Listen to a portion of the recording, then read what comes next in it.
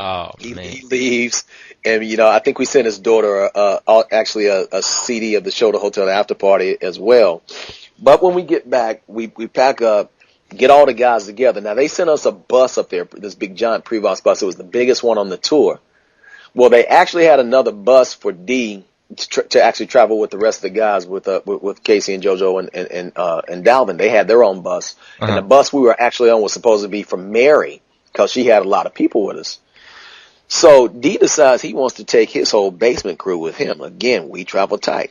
Mhm. He puts everybody on the bus, loads them up, and I forget what city we were going to first, but we get there and we're supposed to trade with Mary.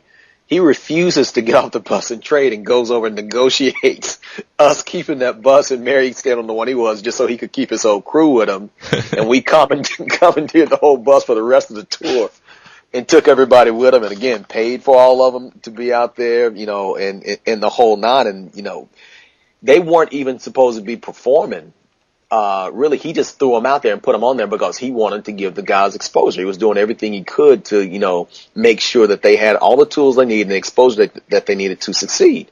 That's something. And that's it was just love. And Player would come out there, and I tell you, they would just light the stage up. I mean, even the crew liked them so much, like. They weren't supposed to turn on all the big theatrical lights and everything that we use on the tour, the spotlights, all the parkins and the Lecos and all that stuff that they use, for Joe to see when they came up. Right. They would turn the lights on for us Man. just because the performance was that compelling. They was like, you guys, should have a little something extra here. So, yeah, of course we tip them like a C note or something, after they got done, but, they just liked them.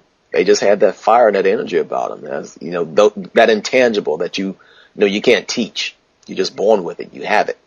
What about the other acts on the tour, like Bad Boy and all them? What did they think of you guys?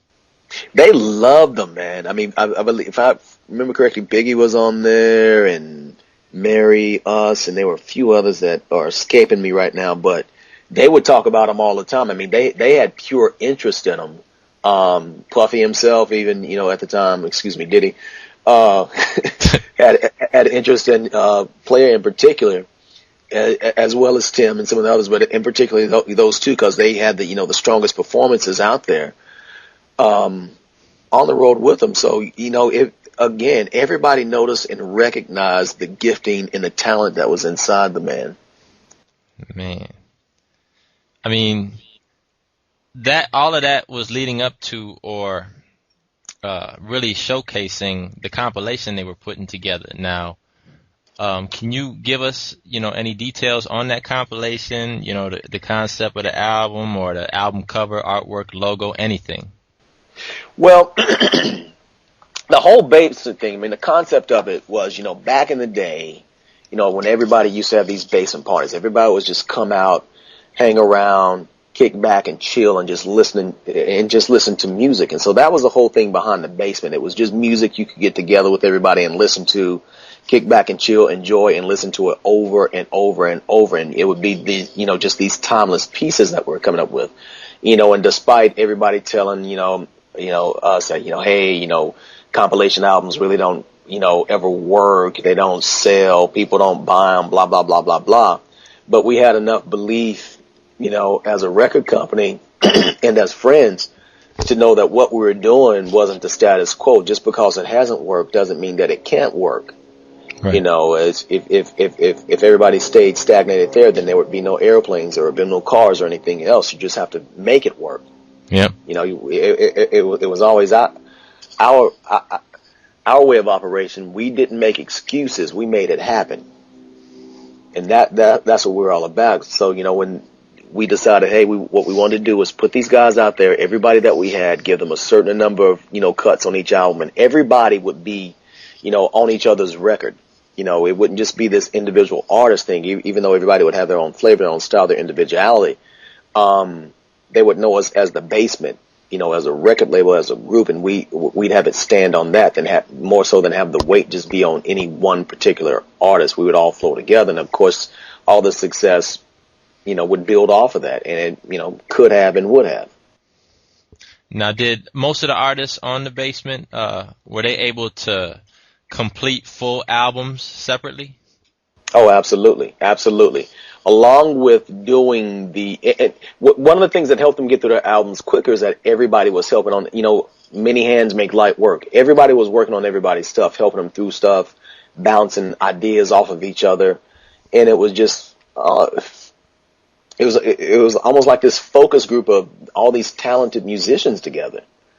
And we were, every day, all day, we were together, man. And when I say that, that's what I mean. We were together. We worked. Words really can't put it, words can really express the way that it was up there. I mean, you just have to, it's just one of those things you have to experience, like you can't really tell anybody how a good hamburger tastes. They just have to taste it. Yeah, yeah. With all of that, you guys were, from what I understand, getting different deals from different labels. They were contacting you guys. Man, day and night. I mean, it's just left and right. Any and everybody that you could think of made us offers and wanted it. And, I mean, Sony, EMI, like, just everybody, Elektra. I mean, publishing companies just calling in from everywhere, especially after D, would play stuff for folks. I mean, people just be coming out of the woodworks, wanted everybody and everything. And, again, the proof is in the pudding. As soon as, those guys got out there, everybody blew up. Nobody failed. Not one of these guys failed. I mean, not one of them were really mediocre, type style artists. Some maybe had greater success on, particular levels or exposure, but none of them failed out there. They all did extraordinarily well. So I guess all of that set up the infamous Bassment Jimmy Iovine video then, right? Yes.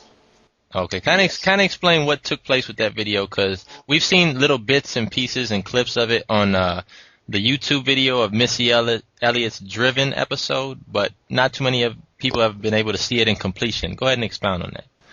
Well, that video came about because there was some tremendous interest from Jimmy Iovine from Interscope. And what we wanted to do was, instead of telling Jimmy about the artists and what they could do and just letting them hear the music, to see them as people and who they were, and understanding that it just wasn't some studio tricks that was going on there, because, some of them actually, went into their, little flow right there on the tape. So what we decided to do was, put together this, this presentation DVD to show to them. So what we did was, bring everybody in. We came up with some questions, and I'd sit there and, ask them, the sequence of questions, have them answer it, and just show them for them and who they are, as artists, and, what they could do and what they were about. And the whole thing behind that was to get that DVD together. And, one, it was going to be a tool for us to shop to the, highest bidder, because that was the business end of it. For me, I came up, with the thought of that, hey, let's put something together. And, instead of bringing all these artists out and having to ship them everywhere, we, take the DVD, give it to Jimmy Iovine. If he doesn't bite, then we can move to the next person. And they don't have to ask to see the artist. We already got it right there on hand. Yeah. To show it to them and showcase what they could do. So that's actually what that DVD was, all about. Like you say, there were a few pieces that you saw on there from, on Missy's Driven. But there's just so much other stuff that I maybe one day we can get it up online, but we'd have to go through and filter a little bit of it. Right, I understand. No problem. But yeah, it was actually some really good stuff. A lot of things we had to cut out of there for the sake of time. But maybe sometime in the near future we can get some of that stuff up for you onto the site. Sounds good. Okay. Do you think, now this is for the fans, I know they probably want me to ask this question. So do you think the Bassment tracks will ever see the light of day, whether they show up on a mixtape or in some type of instance? Man, my gut says no. You know what, it would be my hope that they would be able to.